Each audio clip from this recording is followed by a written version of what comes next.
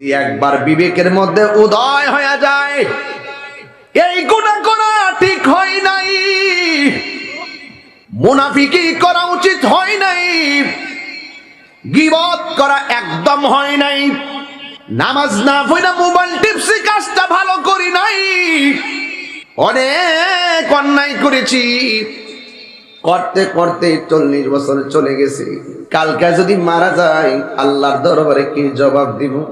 এই চিন্তা ভাবনা কইরা এশারের নামাজের পরে ঘুমায়া গেছে।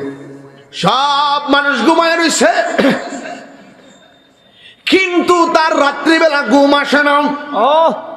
কি করলাম বাপের কেমনে কষ্ট দিছি, মারে কেমনে কষ্ট দিছি, জীবনে ব্যবসায়ী মানুষকে কত ঠকাইছি, কাজটা করলাম কি ঘুমের ঘরে যদি মইরা যায়